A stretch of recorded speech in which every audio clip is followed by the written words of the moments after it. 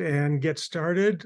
Just to let you folks know, I'm Paul Westland. We're having kind of some issues getting our moderator in, but Margaret will take over and get us started. And thank you all for coming. We're so glad to have you with us this evening for our Real Good News presentation focused on the issue of plastics. And those of you who've been with us before will know the beautiful opening song by John Gage that we have to get us started while more people are being admitted. So here's John Gage with The Big Blue Ball.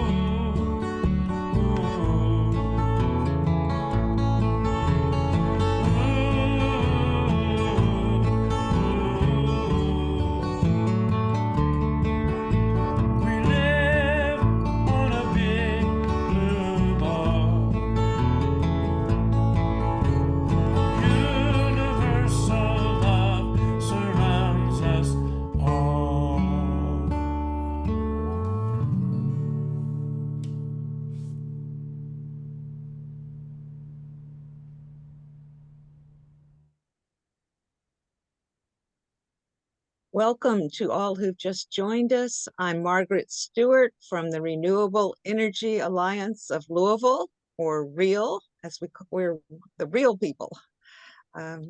Very glad to have each one of you with us this evening. Very thankful for that beautiful video and song by John Gage that reminds us what a marvelous, marvelous world that we live in. And always inspires me. I'll never tire of that. If you are interested in learning more about John and hearing more of his music, you can buy and stream his songs on iTunes and Spotify. And you can follow John on his Facebook page. I think Paul will post that in the chat for us all. So again, welcome to each one of you. And I want to recognize the sponsors for our event this evening, which include St. Paul Methodist Church, United Methodist Church, I should say, the Christian Action Group, and Paul, who's managing our technology for this evening, is part of that group, and the Renewable Energy Alliance of Louisville. We are having one substitution in our program tonight from what was advertised on the flyer. Sumeda Rao with the Office of Sustainability for the city, a conflict developed for her, but we're glad to have Gianna Bennett subbing for Sumeda. And I'm right now subbing for our moderator who's having trouble signing in. So, but we will proceed with the evening. And first of all, I just want to give a little background. The Renewable Energy Alliance of Louisville, or REAL as we call ourselves, worked for quite a while to get the Metro Council of our city to adopt a resolution regarding renewable energy. And eventually, with speaking mainly, I think that was our main activity that prompted them, although we've visited individual Metro Council members also and spoke with them. But we had 3-minute speakers over and over and over again at the Metro Council on the subject of this renewable energy and the importance of a resolution. It was passed. Oh, there's our moderator, Elisa, I see her. Good. I'll just finish this part. But so they did pass a resolution, which I hope most of you are somewhat familiar with at least, but just to refresh you, the 3 stages of the resolution call for the city of Louisville, the city operations to be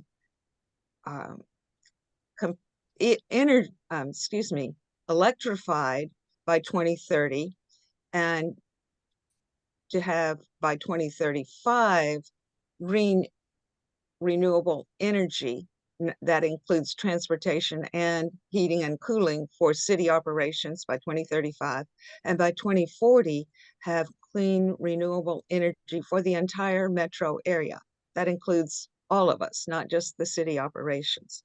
So that's the resolution. You can find it on the REAL website and read the full resolution. The website is under renewableenergylouisville.org. We're going to start our program this evening with Gianna Bennett, who is the newest addition to the Metro Council Sustainability Office. She is coming on as, or has come on already, as Communications Coordinator. She holds a background in anthropology with a degree from Hanover College, and she has a certificate in publishing from New York University. She's bilingual, speaking both English and Spanish, and did a stint in the Peace Corps in Panama. And then she returned to Louisville to work with the refugee community at the Americana Center as the development coordinator there from 2020 to 2023, before joining the sustainability office here in Louisville. And we're very glad to welcome you and have you share more from that office with us this evening, Gianna. Hello, everyone. I'm Gianna. I have met several of you, but there are several of you that I haven't met yet. And like Margaret said, I'm filling in for Sumeda tonight, and I'll mainly be talking about the single-use plastics resolution that was passed by Metro Council. I'm going to share my screen.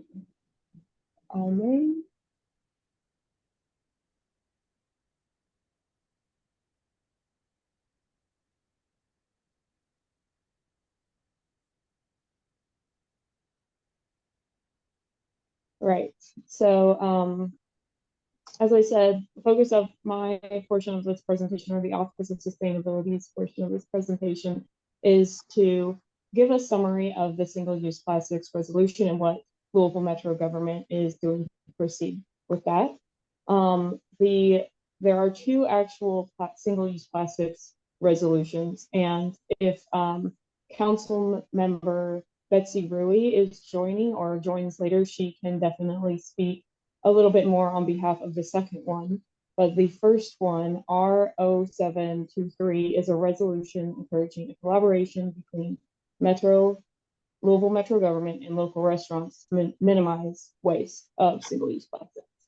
And this was sponsored by Council Member Pachon to work with the Restaurant Association, the Louisville Restaurant Association, on this education of the harms of single-use plastics as well as proper proper waste and reducing waste.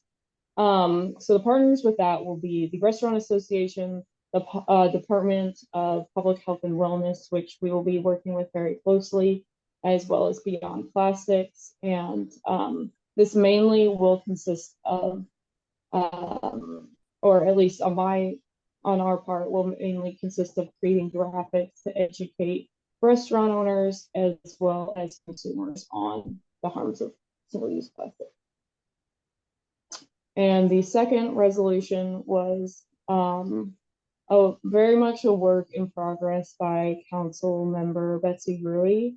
And it has evolved into a resolution to encourage Louisville Metro government to implement reusable cutlery at all Metro government events, or reducing waste at Louisville Metro government events.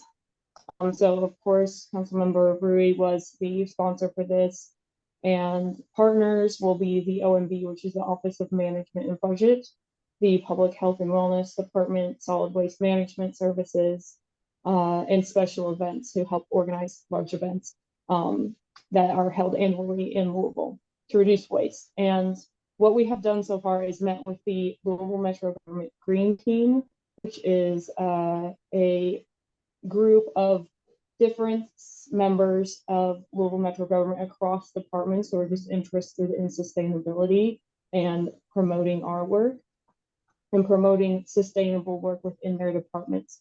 So we've met with the Green Team and are discussing this resolution, how we can achieve plastics waste reduction goals within different departments and in different events as well.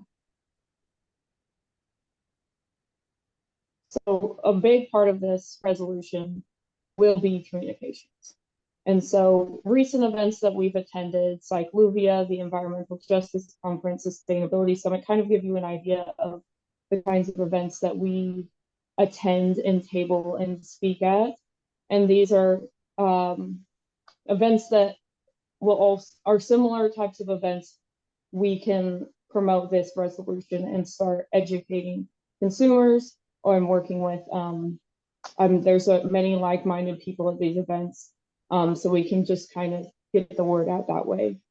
But we'll also be sharing partner efforts and updates in our newsletter and social media. I gave at the bottom on the right hand of the screen, I just cut and paste a short blurb from our most recent newsletter promoting the Beyond Plastics survey to reduce restaurant waste and consumption rather of single-use plastics. And then above are just some graphics that I designed that give you an example of what the plastics resolution graphics will look like, but I actually took information from the Solid Waste Management District to create those. So it's very much a collaborative effort, and we will develop the comms strategy in collaboration with all of these departments as well as the Green Team and other partners. And as well, we're going to leverage our partnership for a green city, and in this partnership includes Louisville Metro Government, University of Louisville, JCPS, and JCTC to work on bulk purchasing for to lower prices on more eco-friendly alternatives. So to give you an example, a previous effort of this was that all 4 of these institutions did a bulk purchasing effort on recycled paper, and we all use those in our we all use recycled paper that we purchased through that effort in our institutions. So we can definitely leverage this partnership to do something similar and make a similar effort with the single-use plastics resolution and the goals to reduce that waste. We are in the early stages of this effort, and we really think that it's very important. At the meantime, we're working on a lot of energy projects, but we are very interested in waste reduction and increasing green spaces and other aspects of sustainability work.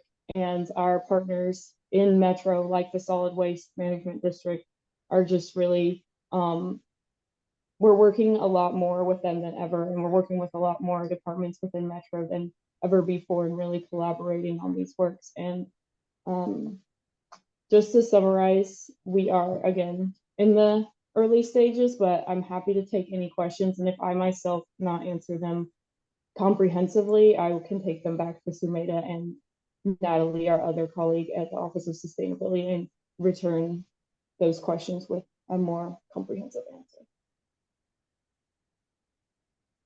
Thank you very much, Gianna.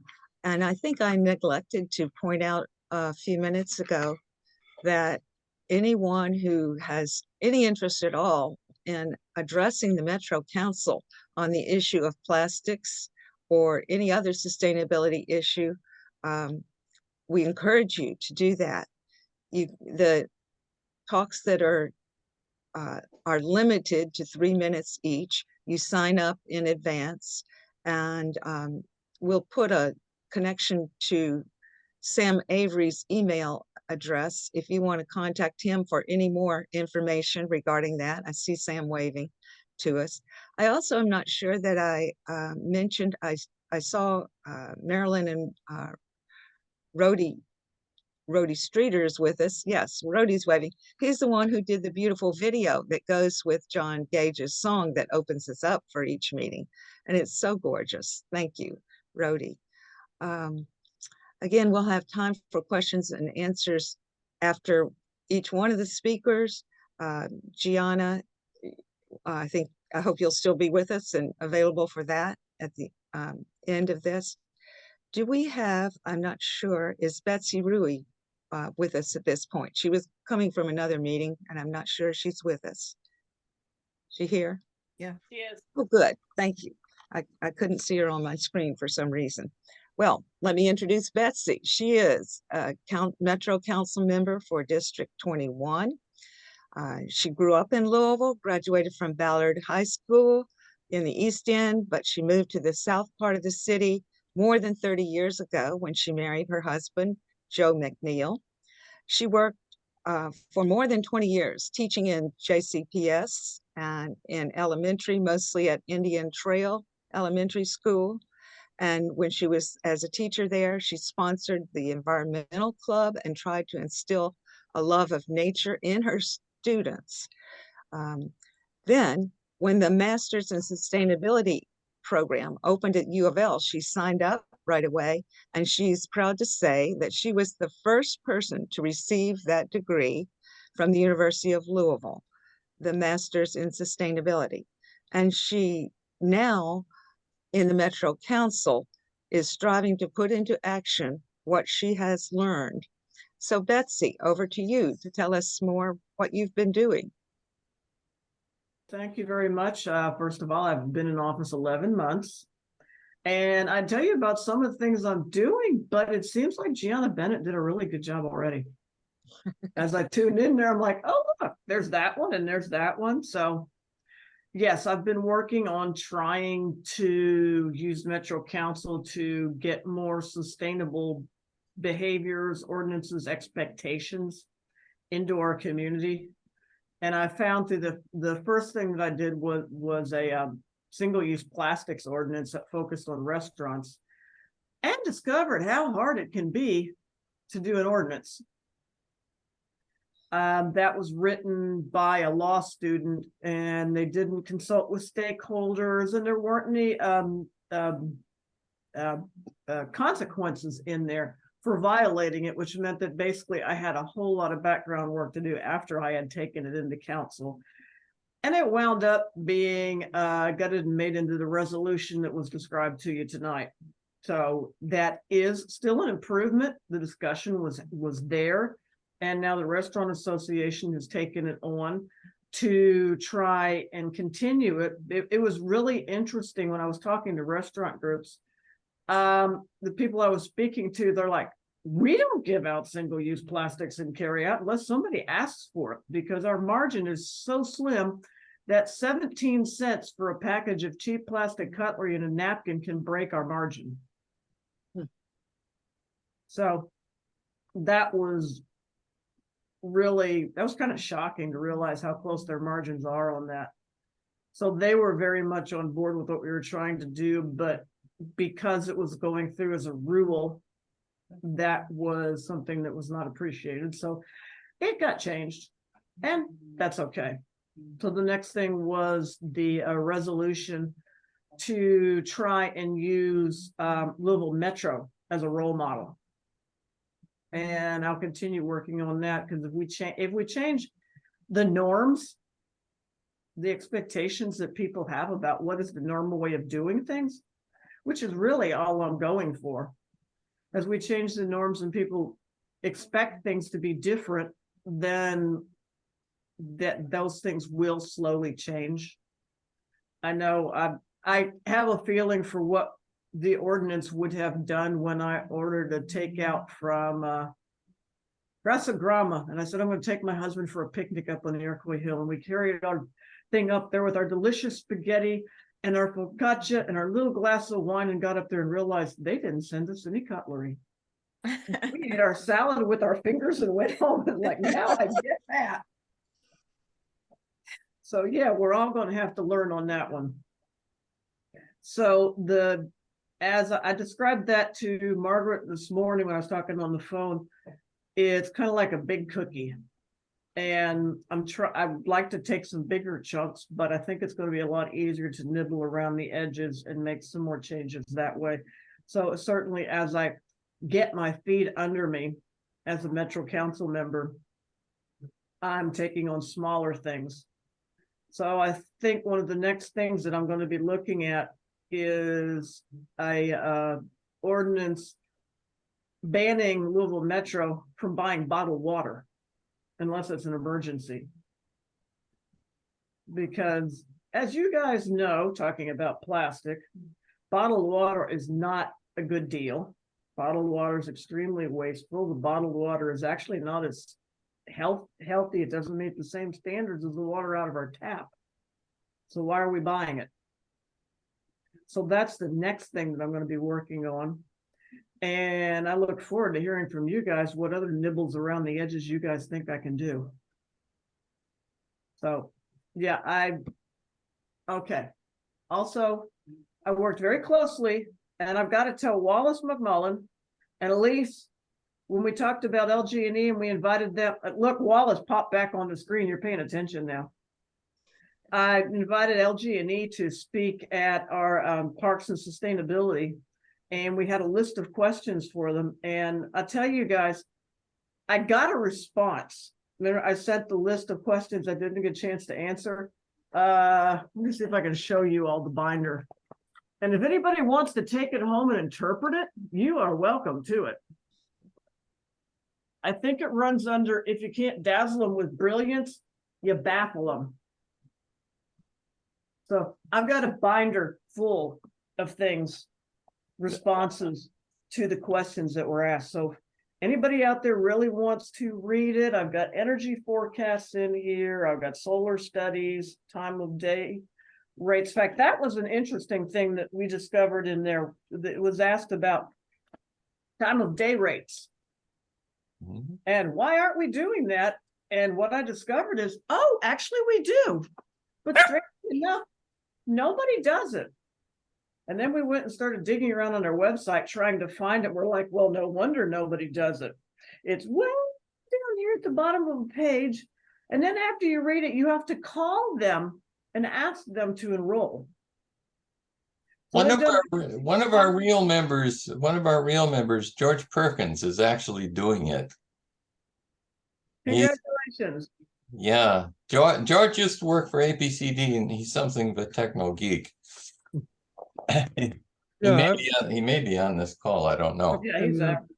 yeah, I've been using their time of day system for several years, and I was fortunate enough to have my solar panels set up under the original one-to-one net metering, and with that combination, I never pay the higher rate at all because I get enough peak credit during the summer that I can spend it during the winter. And so basically my electric rate is 8 cents a kilowatt hour rather than 10.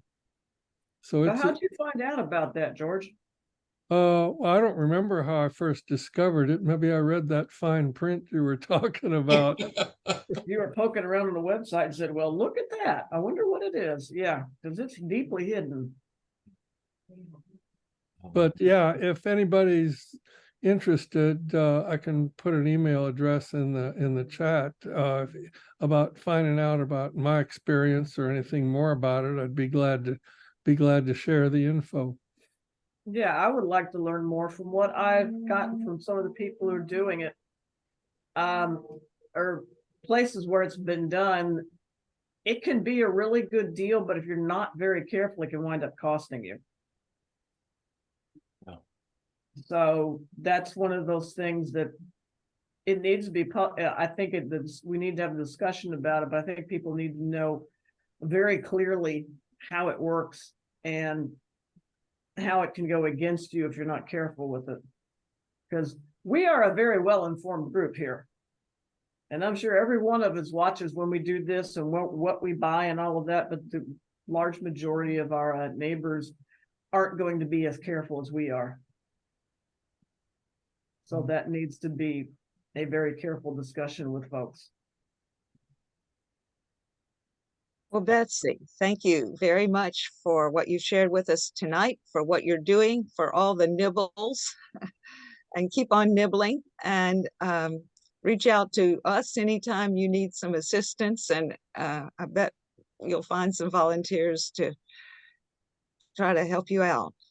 Okay, I'd love to have some help, and if you got ideas for more nibbles, let me know. There's always more and more and more to do. Oh yeah. For sure. I'd love to meet with you and try to go through that massive binder after Christmas. So I would love to, Wallace. great. I'm looking on there, and there's some algebra problems in there that just made my eyes glaze over, which I think is the purpose. Well, I think we may have diverted ourselves a little bit from the topic of plastics, but we're still on sustainability, and plastics are made of fossil fuels. So it all relates. It all relates, and every bite we can take out of the fossil fuel cookie is all the better. We're very fortunate to have with us tonight Pam Raitt, also, who is co-leader of Beyond Plastics Louisville. Just a little background on Pam. In 2020, after 47 years of teaching in the Archdiocese of Louisville, she retired, which freed up time for her to pursue her interest in environmental issues. And following that interest, she joined the Sierra Club, the Citizens Climate Lobby, the Catholic Laudato Si movement, and she took an online plastic pollution course taught by Judith Inc., who is the founder of Beyond Plastics. And this course inspired Pam to start the local Beyond Plastics Louisville chapter. And that group has been meeting for just over a year, I think she said since October. And it's focused on action to stop, we're way beyond starting, the plastic pollution. So for all of us who are feeling overwhelmed by plastic and feel like we're going to be soon made of plastic ourselves because we know we're ingesting it along with the fish. Pam, share with us what you have for this evening, please. And so glad to have you with us. Okay, well, thank you very much for inviting me to speak. I know I have some other members of Beyond Plastics in this group here. My co-leader Marianne Jolly is here also, and I recognized one or two other names. So I'm glad that they're able to participate in this also. I have to admit, I was a bit intimidated when I was invited to speak at this meeting. I've attended several of your meetings, and I know that presenters often have professional credentials or official positions. I'm here basically as a retired teacher and a grandparent. My care for kids and the world they will inherit is why I'm concerned about plastic pollution and motivated to take action. I'm also an informed citizen and consumer. And that is exactly the kind of person who needs to get involved in the issue of plastic pollution. We can't count on corporations or scientists or legislators to solve the problem unless a lot of ordinary people get involved and push for solutions. That's why I joined Beyond Plastics and helped organize our local chapter. Beyond Plastics provides information and resources that empower ordinary people, citizens, and consumers to take effective action for reducing plastic pollution.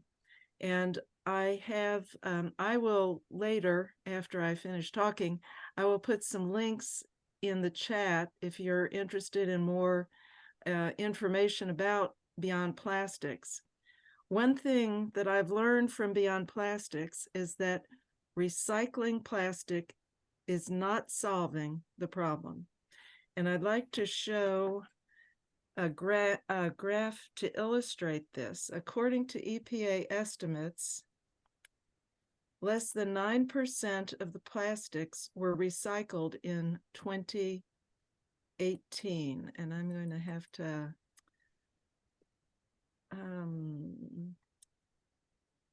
wait a minute.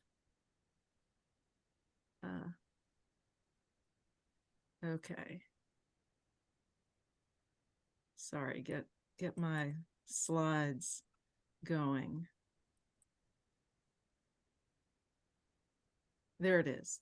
Okay. This is a graph from the EPA, and it shows plastic waste management from 1960 to 2018. I guess that's the last year for which they had the comprehensive data.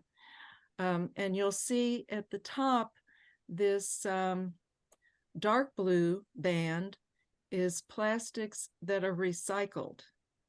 The lighter blue band, plastics that are combusted with energy recovery, basically incinerated. And the large gray area is the portion of plastics that end up in the landfill. Now, if recycling is not solving the problem, then we're still looking for solutions. And I have a short 4-minute video that I'd like to show you that highlights there are 3 important elements to be looking for in trying to solve this crisis. And if I can get... Plastic pollution is one of the most talked about environmental problems. It seems like every day I hear about some new idea that could magically solve things, like vacuum cleaners that suck the plastic off the ocean floor, or bacteria that can digest it. And while those make for really exciting headlines, they're also wildly unrealistic. Even beach cleanups, or making toothbrushes out of old bottles, these don't address the real problem. We just make too much plastic. We went from producing 2 million tons in 1950 to 368 million in 2019, and the industry is planning on tripling production by 2050. So how do we identify the solutions that can get to the root of the problem? There are 3 questions we can ask ourselves. Number 1, does the solution reduce plastic production? We're talking big picture, systemic change. A real solution has to work towards ending our dependence on plastic, period. Imagine the plastic crisis as an overflowing bathtub. A false solution is like bailing it out 1 spoonful at a time. It's never going to work no matter how hard we try. A real solution would be turning off the water. So first we've got to look to the source of plastic, which, if you didn't already know, is actually petroleum. Plastic is now responsible for 4.5% of global greenhouse gas emissions, which is more than all of the world's airplanes combined. So when we're fighting to end fossil fuel extraction, we're not only pushing climate action, but also making it harder for big polluters to drown us in cheap plastic. Or what about discouraging companies from making plastic by forcing them to clean up the pollution their products cause? Or better yet, encouraging refill systems that enable companies to reuse their packaging. These types of things already exist. An example I like to use is this one in Oregon, where a bunch of breweries work together to take back and reuse their bottles instead of making new ones. A real solution aims to redesign the throwaway culture that created the plastic crisis in the first place and reduce the amount of plastic we produce overall. That's why reduce comes before recycling in the 3 R's. Number 2, will this solution benefit both people and the planet? Plastic pollution obviously affects more than just wildlife. People are harmed all along the plastic supply chain too, like those who live near polluting petrochemical facilities or people whose livelihoods, like fishermen, are being destroyed by waste. So when we're looking at a proposed solution, we should ask ourselves, does it give power back to the people and communities most impacted by pollution? Will it provide good jobs with fair wages and safe working conditions? For example, the global recycling system is highly dependent on waste pickers, people who collect, sort, and process plastics. Waste pickers, especially in the global south, are often working over toxic fires all day long for little pay and without protective equipment. So in order for recycling to be ethical, waste pickers have to have a seat at the decision-making table and workers' rights and protections at the forefront of the conversation. Which brings me to my 3rd question. Is the solution accessible? A lot of solutions sound good on paper, but aren't actually doable in the real world. In order for a new system to really work, it needs to be available to everyone. Real solutions benefit all people, regardless of where they live or how much money they have. If it's a new technology, can you scale it to reach more people? If it's a new product, will everyone be able to afford it? If we get creative enough, we can often find solutions that address the problem while saving money. An example I like to use is companies like this one, who found that selling cleaning products without any water significantly lowers their costs and cuts out the plastic bottle, allowing them to offer more affordable products that are also packaging free. Okay, so let's review. Real solutions: 1, go to the heart of the problem by reducing how much plastic we make in the first place. 2, they're better for people and the planet, ensuring that the rights of those most impacted by plastic pollution are prioritized. And 3, they're scalable and accessible, meaning most people can participate because they're cheaper and more widely available than the polluting alternative. The good news is, innovative solutions to environmental problems already exist. We're already seeing them in the real world, and it's helping us imagine what a more sustainable and equitable future can look like. It's going to require all of us, but we can get there together.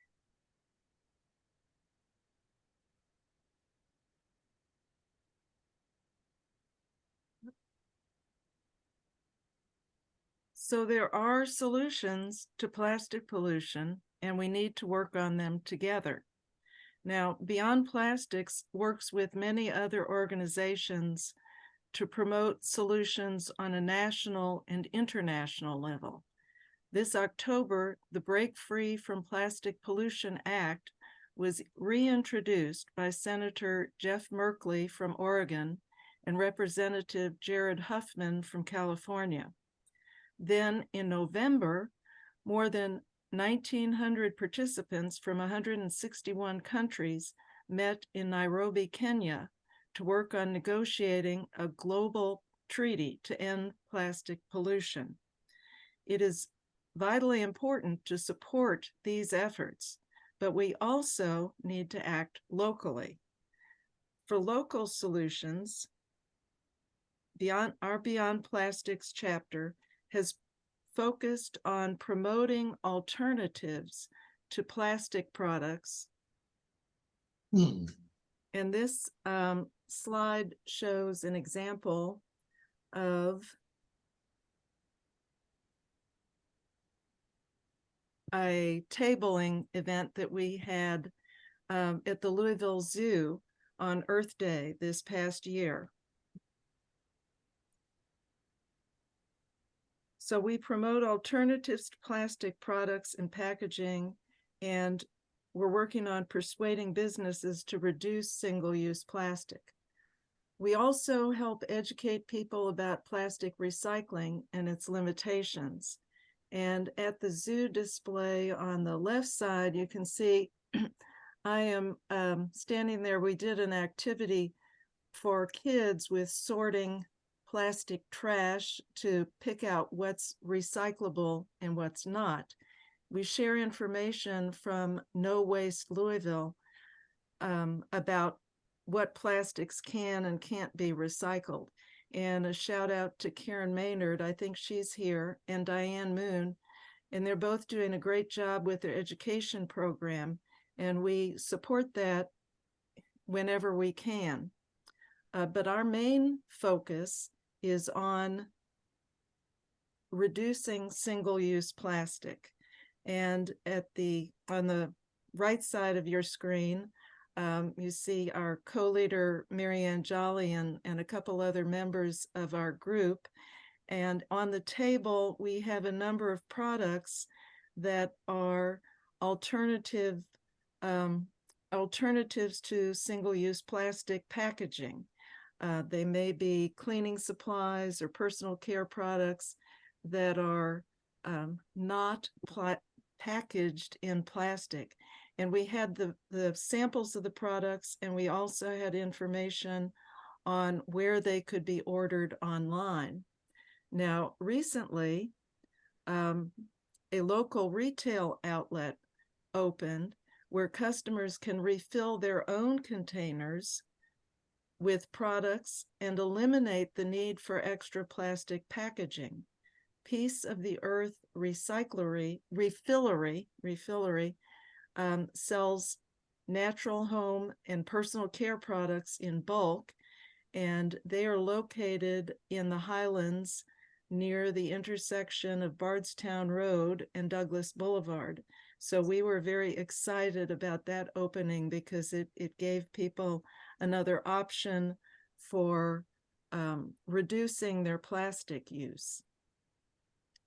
Now, our Beyond Plastics Louisville chapter is also focused on reducing single-use plastic in food service. And that gets back to what Betsy and Gianna were talking about regarding the restaurant resolution, the Metro resolution on restaurant plastic waste. What our group has done, last January, we created a simple Google survey for customers to report on the plastics used at restaurants they go to for dine-in or carry-out. We began just using it within our group, but this fall we shared the link publicly, and it was recently included in Sierra Club and Sustain Louisville newsletters. So far, we have about 60 responses, and we plan to use the information gathered to recognize restaurants that have reduced plastic use and encourage others to do so.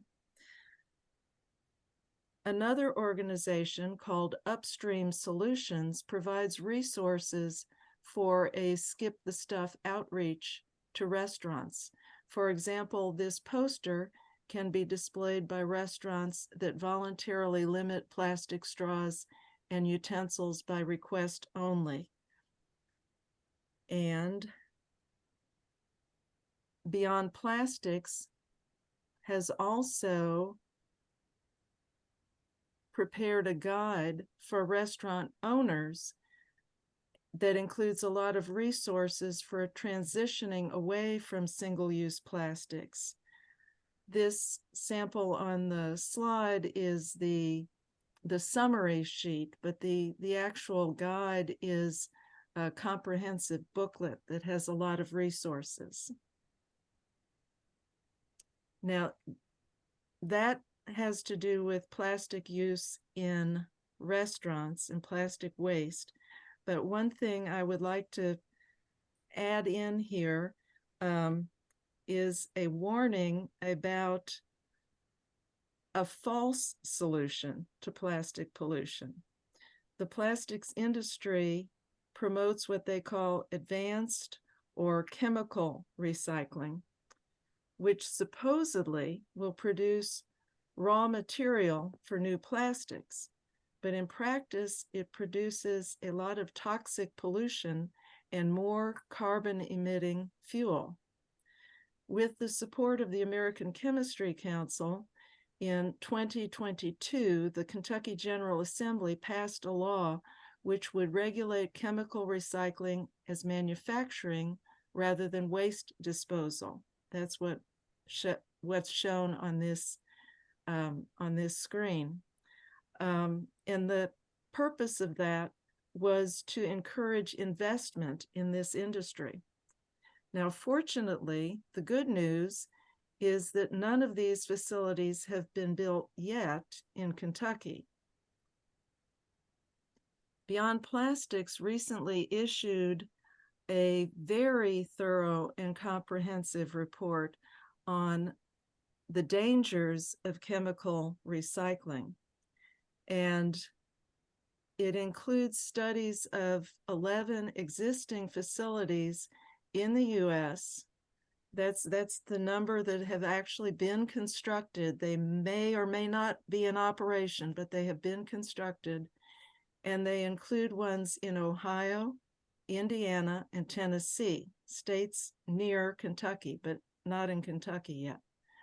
None of the constructed facilities are delivering on their promised benefits. And that's, if you're interested in that report, it's available from Beyond Plastics. So I'd like to just thank you all for your interest in helping to stop plastic pollution.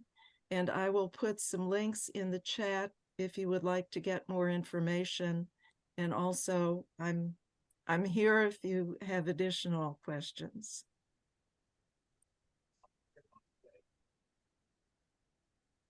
Sorry, I was muted, but thank you very much, Pam. That's a lot of good information, and I appreciate your video and your slides. I expect many of us will have questions for you. I'm just want to say a big thank you to each one of you, Betsy and Gianna and Pam. And I'll turn the program over to Elisa, who will moderate a question and answer time for us. Thank you, Elisa Margaret. Owen, Elisa Owen. Yes, thanks, Margaret. I appreciate that a whole lot. I'm the former director of Kentucky Interfaith Power and Light, and am still very passionate about these issues. And so the REAL team was kind enough to let me have a role, even though I don't have an official platform at the moment. And I'm delighted to be here with you. I wanted to recognize, I know Margaret has probably mentioned the sponsors of this, who are the Christian Action Committee of the St. Paul United Methodist Church, the Renewable Energy Alliance of Louisville, which I know she's talked about, and also Kentucky Interfaith Power and Light. And we are glad to have Kristen Beck here representing Kentucky Interfaith Power and Light to this evening. So I just wanted to say that before we start the discussion.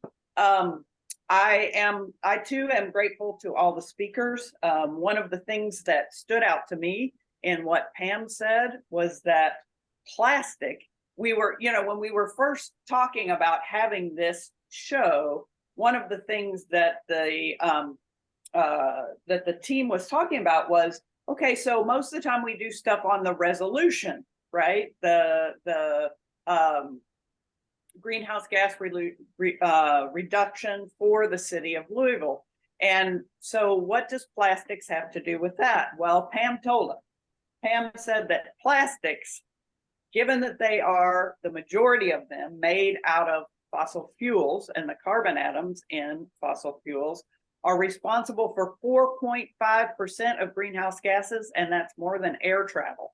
And what we also know, if we've been following these issues for a while, is that air travel is responsible mostly for the majority of carbon emissions for people in the most developed countries. And so if we can reduce our flights, we reduce our carbon emissions. But if plastics are 4.5%, guess what else we have to reduce?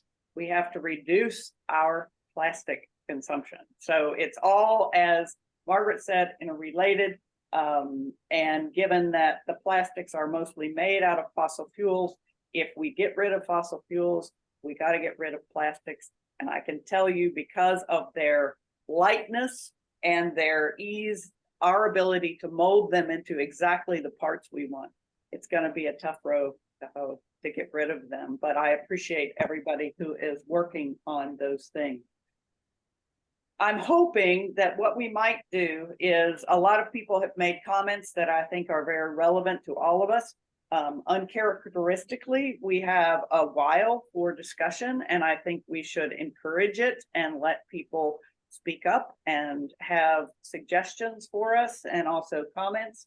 I want to start though with Gianna from the City Sustainability Office. Gianna, I'm wondering if you can talk to us briefly. I know you were mainly here to talk about the plastics resolution that was passed, and I'm glad that you were able to do that. But I wonder if you can also give us an update about the growth of the Sustainability Office and the fact that you are hiring new people, and that we can expect a bigger team to be tackling these issues in the near future, hopefully. And I hope you can give us, no specifics are necessary, obviously, but just kind of generally, I bet you guys are excited about actually having more people come on board to pull with you. Yes, thank you for offering that as a topic. We're really excited in our office to be hiring 3 new positions. The positions are Green Economy Coordinator, Green Infrastructure Coordinator, and Grants Coordinator. The last one, Grants Coordinator, is pretty self-explanatory, but with the Green Economy Coordinator, that role will be working with not only the Department of Economic Development at Louisville Metro Government, and working on their sustainability goals that are written into their strategic plan, but also with local businesses and residents and property owners and other members of the community, both just grassroots organizations and also corporate organizations, just to advance sustainability and a circular economy in Louisville.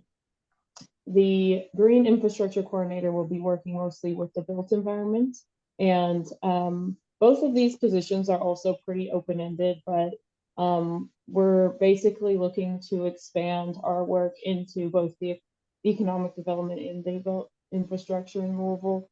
And the Grants Coordinator will obviously be extremely helpful because, as you all may know, there's a lot of federal funding available right now through the Inflation Reduction Act. And there's a lot of grants that are opening up. There are grants that we've already submitted. One was recently the $150 million, which was towards the Solar for All grant through the EPA, which was a collaboration with not only the Louisville Office of Sustainability, but also the cities of Lexington, Bowling Green, and then 54 Appalachian counties in Eastern Kentucky. So these are massive grants that we are working on, and we really need support with that. So that's kind of the update with the road and expanding our office and expanding our team. And yeah, thank you for asking about that. And we are expecting to fill those positions by January, but we do work for Louisville Metro Government, so we shall see when. Well, the other thing I'd like to ask you about it, Gianna, is in addition to the positions that are happening, I was wondering if you could speak a moment to what you all are hoping for in the new year in terms of kind of how do you envision your work in the new year, just to let people know, because I know I know of some of your major initiatives and you may want to mention them, but more than anything, I just want you all to talk a little bit about your understanding of, what how the office sees its role and what kind of role those on this call can play in pulling with you toward the city's goals, right? So what kind of partners are you looking for, and what kind of community input are you looking for? Yeah, thank you for asking that as well. And I'll try not to repeat the same goals and exact verbiage that you've all have heard a lot of times about our zero emissions goals, but I will say that in January, we are really hitting the ground running and putting our climate pollution reduction grant to action. The first phase of that is a planning grant, so that will be just mainly planning and how we're going to execute the funds for that grant, which could include a new emissions report and technology to support that, or a new staff member even to support with that, completing that report. But that will be the first phase of it, and then it's going to be a massive undertaking though, and we will need to receive support and feedback from a lot of our partners. But the very specifics of that, I'll kind of get in touch with Sumeda, and we're kind of still working on how we're going to reach out to partners, but we will be reaching out to everyone who is interested in contributing to that. And so that sounds to me like stay tuned. We need your input. Yes. It's kind of vague for now, but again, I can also go back to Sumeda and kind of again, but yes, when the new year, just mark your calendars for January 1st, and then we're going to be reaching out for sure. Awesome. And then as far as, I'm sorry, what was the second part of the I think you've done pretty well. I was just talking about goals, and then also how you plan to engage community partners. So I think you addressed both of them, and I appreciate that very much. Yeah, and we're open to any and all partnerships. I mean, I think my personal opinion, and I'm sure a lot of you share this, is just to strike where the iron is hot and engage as much as we can with groups like Real and Beyond Plastics, but also reaching out to our local faith-based organizations, community centers, just seeing also where interest lies within other community organizations that we haven't yet. But yeah, thank you. That sounds great. Thank you so much, Gianna, for being here with us. And keep in touch. Let us know what we can do to support the city, and vice versa. We'll do the same. What about Pam and Betsy? One of the things I saw in the chat was tell us why we're not dealing with plastic bags. I know that there has been times in the city's history, Peaches, that there have been times in the city's history that we have attempted to ban plastic bags, but why aren't we starting there? And is there any hope in that way? This is not me. I'm just channeling someone else who asked. Yeah, I saw that in there, and I knew that was good. It's a really good question. And okay, I'm still getting my feet under me to figure out how to do legislation. And I know this is going to be a challenging one. And so I'm still developing some of the skills that I need and some of the connections that I need. But I know historically, some of the things that the state legislature has done is like, we write an ordinance that says we want to do this because it's good for the environment. And the state says, well, we don't like what you're doing, so we're going to write a law that supersedes it and says you can't do that. So one of the strategies that I was told when we were talking about the plastics ordinance was that it was being introduced at the particular time it was when the state legislature was nowhere near Frankfurt. So hopefully it would slide through without being noticed. Mm-hmm. So there is some strategy, and there's some of the research that I've done. It looks like what would be most palatable around here would be a bag fee. If we start banning something, that gets people's hackles up. But if you require that they charge a fee, I mean, some places have even said we require you charge a fee, but the government doesn't want the fee. The fee can go to Kroger. They can keep that quarter or whatever for the bag, or you can have the fee collected and use that for a fund for picking up litter, since we know how many plastic bags are part of that. So there are various different ways that you can do it. I have explored it, but I'm kind of sitting on that one right now while I get my feet under me. But I would be happy to work with anybody on that who has some ideas and wants to help craft that legislation. I have a question, if I might jump in here. Why not communicate with other cities who've effectively banned plastic bags rather than worrying about reinventing a wheel that's already out there and successfully working? I've been in communication. There's a City Health, I think is what they're called. Gianna might remember this organization, but they work on collaborating on different ordinances, rules that cities enact to help maintain a healthy environment. And I have worked with them. I worked with them on the plastic cutlery. And I've looked at some of their stuff regarding plastic bags. And I would like to see some specific research, see if there's anybody in Kentucky if there's a city in Kentucky that's actually managed to do that, because I've got the model legislation from elsewhere, but I'd like to know what the response has been if anybody in Kentucky's tried to do it besides in Louisville. And I need to find out what's happened with the ban here in Louisville too, what the history was on that. Quite honestly, I wasn't aware that they'd tried to do that before, so I'd like to talk to whoever tried to bring it up. Well, go ahead, Pam. You seem to know something. I was just going to mention that talking about a fee, that's tricky because I think that the state does block that. I'm not sure the exact mechanism, but they don't allow the municipality to, well, the city couldn't charge the fee.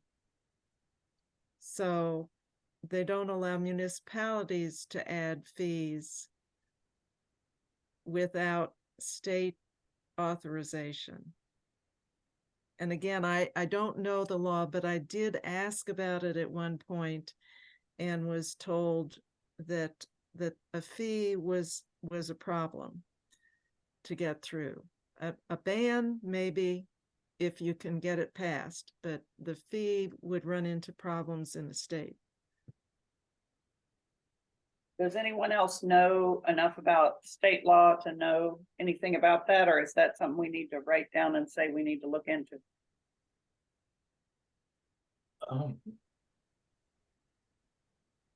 You might ask Nina Kilcarney. She's very knowledgeable about such things.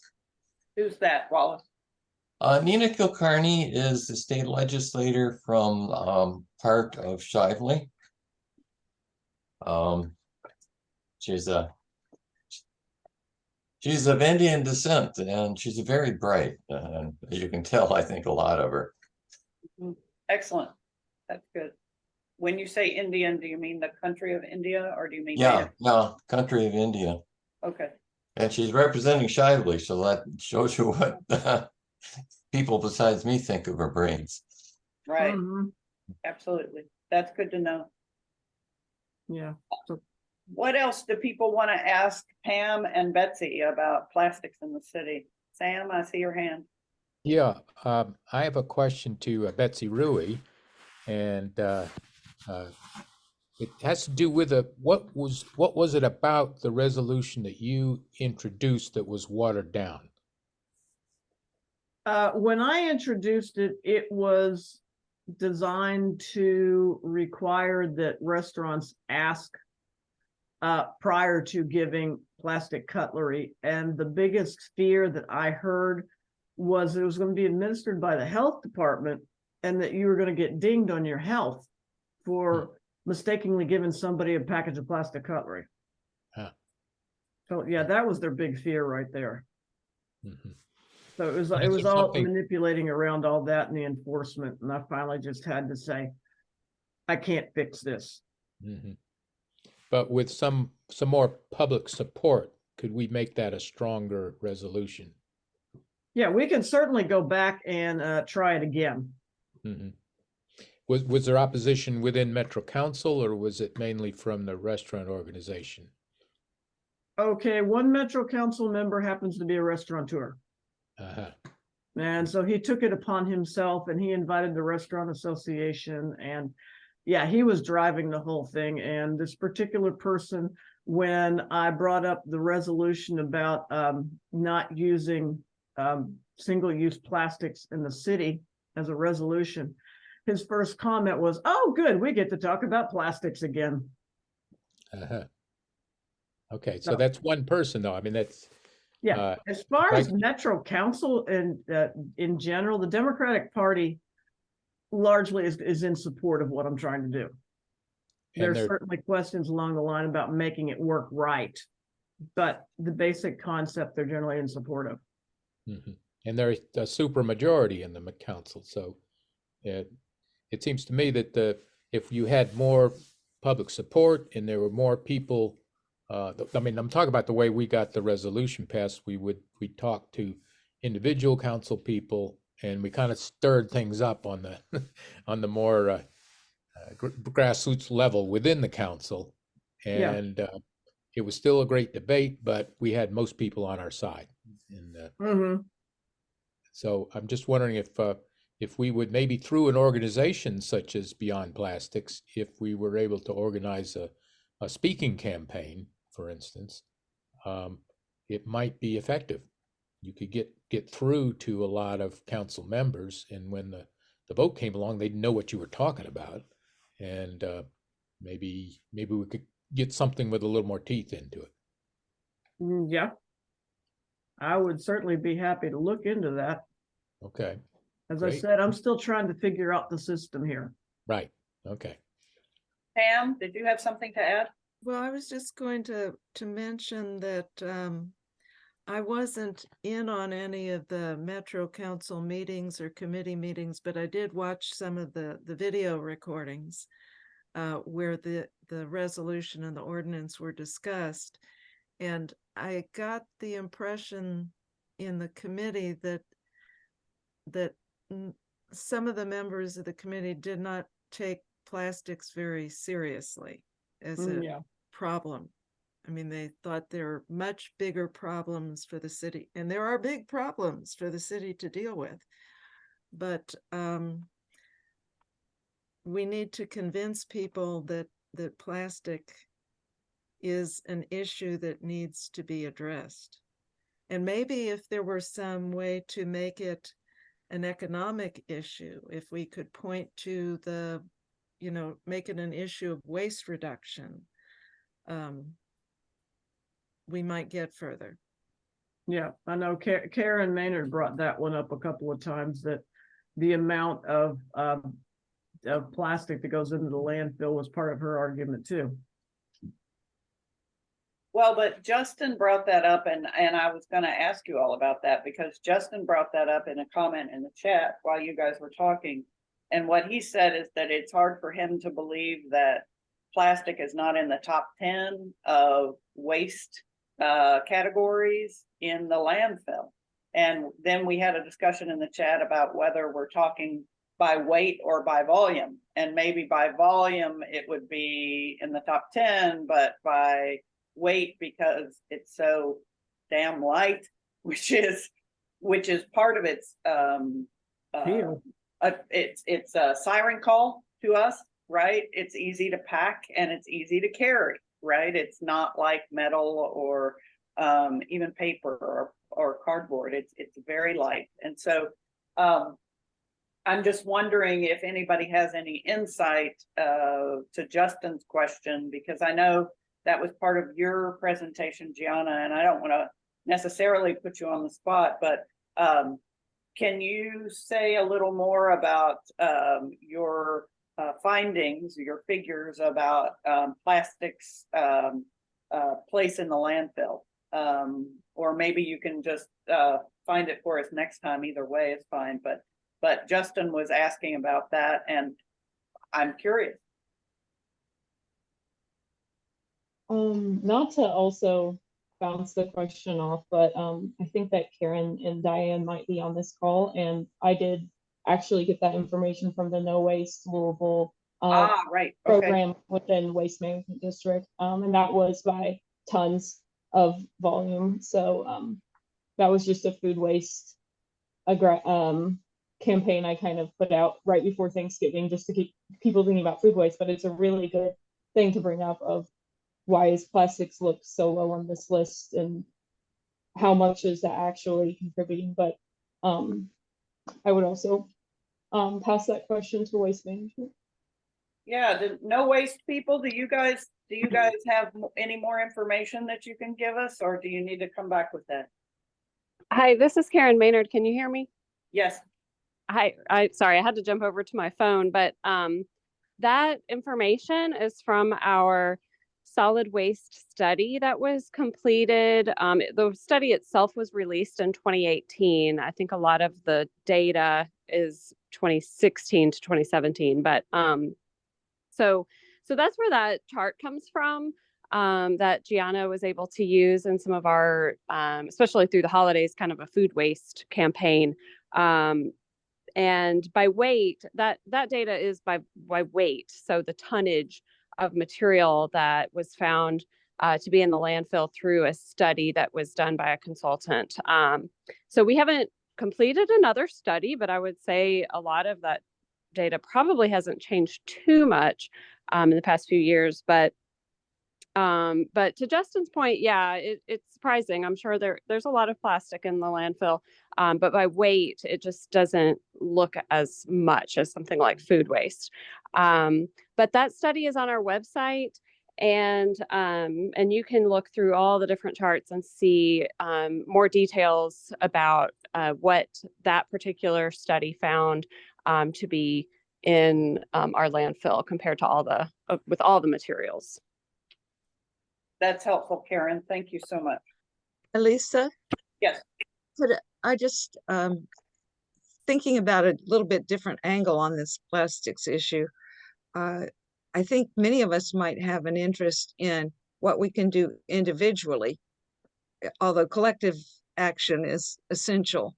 But I'm thinking of things like, I just recently discovered that you can buy laundry sheets that are almost like sheets of paper and tear off little pieces of them.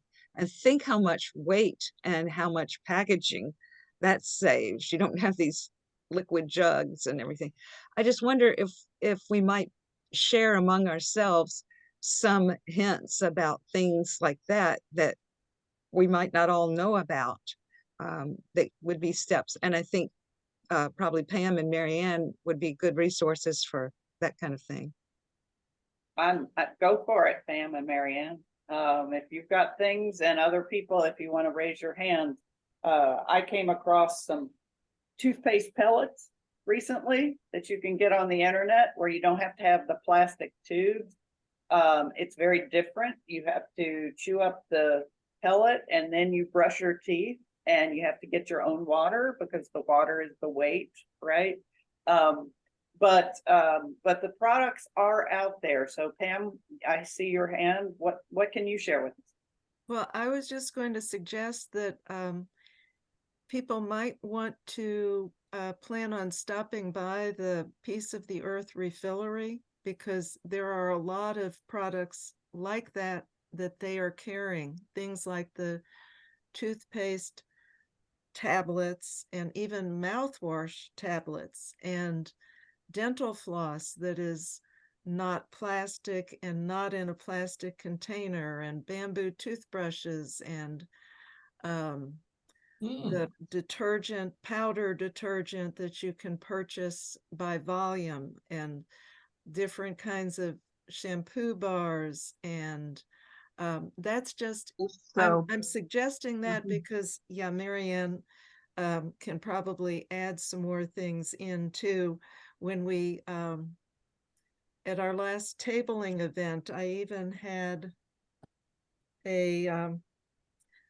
my pens. I was giving out plastic-free pens. These pens are not plastic. They are craft paper wrapped around the steel shaft.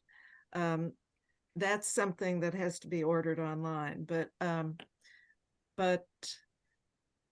the advantage of the refillery is that you can see things there in the store. And then, you might want to shop online. You might think that you can get a better price on some things by ordering online, and you might be able to, but it's nice to be able to actually, and one of the advantages in the store there, if you're not sure about those toothpaste tablets, you can buy just, 2 or 3 of them, because she sells them by weight. Try them out. And if you like it, come back and buy more. So that's my suggestion. Thank you, Pam, Marianne, and Paul. She also sells, you can bring your own container even, no matter the size, and refill it with, if you prefer to use a liquid laundry detergent, for example, you can do that. She has a collection of donated containers in the store if you forget your own, and you can take as much or as little as you want, try it out, see if you like it, or you can buy one of her glass bottles. So there are so many options there. I was ordering a lot of things from Blue Land online, using hardly any plastic at all for home and personal care. But then when she opened, I canceled my subscriptions, and I'm just going to the refillery so that I can support a locally owned business. That's awesome, Marianne. And I wonder if we made a resolution to forego plastics in the new year, how long we would last. Maybe with the refillery longer than we would have in previous years. Paul, you have a question. A comment, an observation. Over the last few years, I've gotten pretty good at developing a habit of taking my tote bag into specialty stores, but I never much took it into Kroger because they didn't seem to know what to do with it. What's this? It doesn't fit our, but it really seems to me that in the last 6 or 8 months, consistently, Kroger's do know what to do with it. I don't have any information on this at all, but it really seems to me that somebody has talked to the baggers at Kroger, and they now get reusable bags and are eager to work with you on filling them up.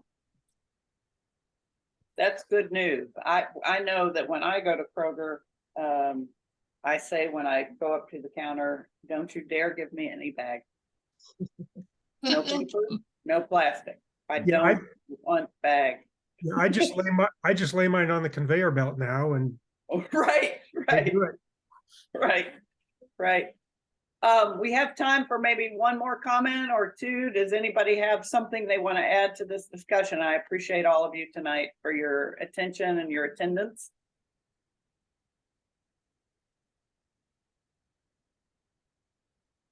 We doing all right? Everybody said what they need to say? Then let me wrap up by saying again that our sponsors for this evening is St. Paul United Methodist Christian Action Committee, the Kentucky Interfaith Power and Light, and the Renewable Energy Alliance of Louisville. Let me remind you that plastics are fossil fuels. And if we get rid of fossil fuels, we've got to find an alternative to plastics. In fact, they contribute 4.5% of our total greenhouse gas emissions in our world. So we need to take them seriously. We appreciate all the speakers that spoke this evening: Deanna Bennett, Betsy Rui, both of the city of Louisville in different functions, and also Pam Raitt, working in the nonprofit sector to bring our attention to how we can live in a better and more sustainable world. So we appreciate all of your work and all of your passion, and we hope to support you as we can.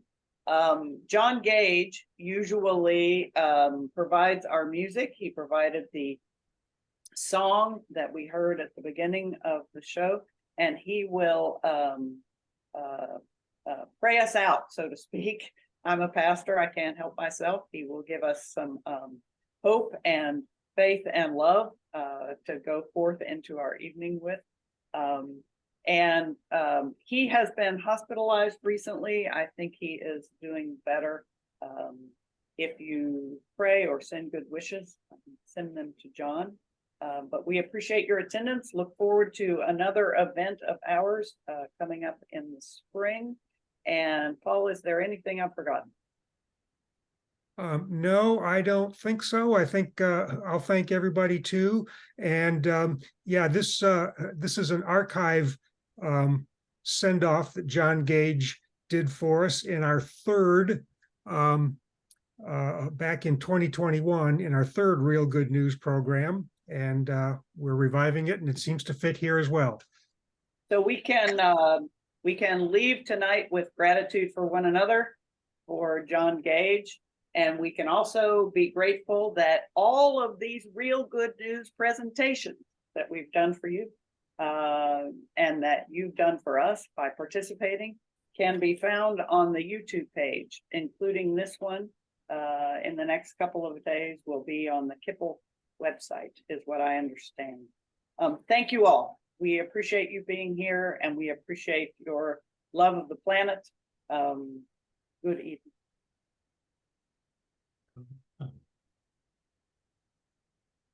Thank everybody for all your incredible work, your wisdom, your knowledge, the energy you put into this. It gives me hope, gives us all hope. And I want to do this Neil Young song. In his crazy, inimitable way, he reaches moments of poignance.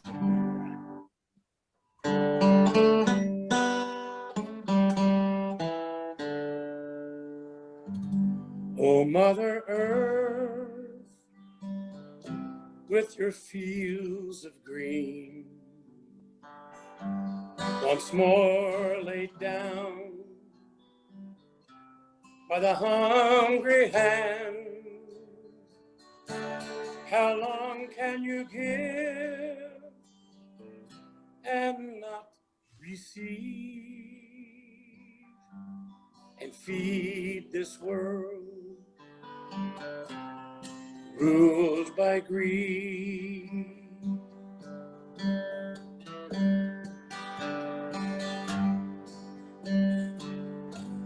Oh, ball of fire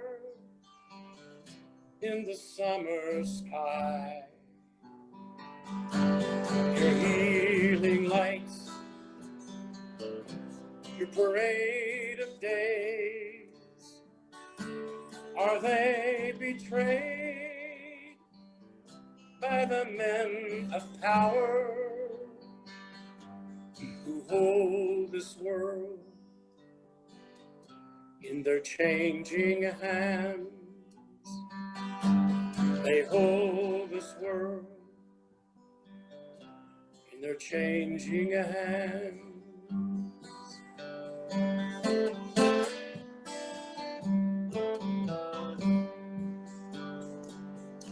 Oh, freedom land, can you let this go? Down to the streets where the numbers grow. Respect Mother Earth and her giving ways, or trade away our children's days. Respect Mother Earth and her healing ways, or trade away our children's days. Don't trade away our children's days.